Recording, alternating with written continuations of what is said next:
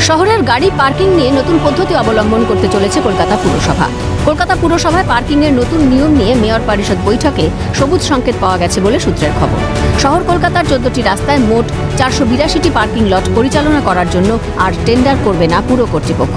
এবার সোজা দর কষাকষি বা ই নিলামে চলে যাবে পার্কিং বিভাগ বলে জানালেন মেয়র পরিষদ পার্কিং বিভাগ দেবাশিস কুমার। টেন্ডার প্রক্রিয়া জটিলতার জন্যই তারা ই অ্যাকশনে যাওয়ার সিদ্ধান্ত নিয়েছেন বলে জানিয়েছেন তিনি। এবার থেকে যারা দর কষাকষিতে বেশি বিড দেবে তারাই সরাসরি ই অ্যাকশনের মাধ্যমে বেসরকারি এজেন্সিকে বরাদ দেবে বলে সিদ্ধান্ত মেয়র পরিষদ বৈঠকে। হচ্ছে যে টেন্ডারে কি হয়, অনেক সময় 3 জন পার্টিসিপেট না করলে সেই টেন্ডারটা ম্যাচিওর করে না, এবং একটা টেন্ডার ম্যাচিওর না করলে আরেকটা টেন্ডার করা মানে অনেকটা সময় চলে যায়, তাতে কাজের অসুবিধা হয়। আর অকশনের ক্ষেত্রে এখানে কোনো নিয়ম মানে 1 জন 2 জন 3 জন বলে কিছু নেই, হাইয়েস্ট যে বিল দেবে সেই পাবে।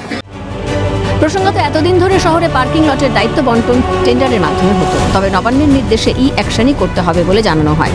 সূত্রের খবর, শহরের 14টি রাস্তায় 18টি জায়গায় সরকারিভাবে পার্কিং লট তৈরি হবে।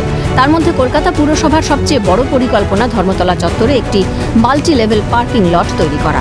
এই প্রথম বিশ্ববাংলা সরণি এবং ইএম বাইপাসে সরকারিভাবে পার্কিং লট তৈরি হতে চলেছে।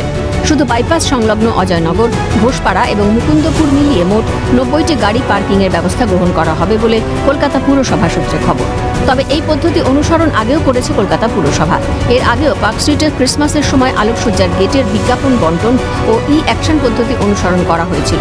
এবার সেই পার্কিং ব্যবস্থাপনাতে একই পথ অনুসরণ করল কলকাতা পুরসভার পার্কিং বিভাগ। কলকাতা পুরসভার পার্কিং নিয়ে নতুন পদ্ধতি অবলম্বন করতে চলেছে। এবার টেন্ডারের মাধ্যমে না, সরাসরি অকশনের মাধ্যমে পার্কিং দেওয়া হবে। ক্যামেরা অপূর্ব দেবনাথের সঙ্গে খালিদ জামাল, ক্যালকাটা নিউজ, কলকাতা।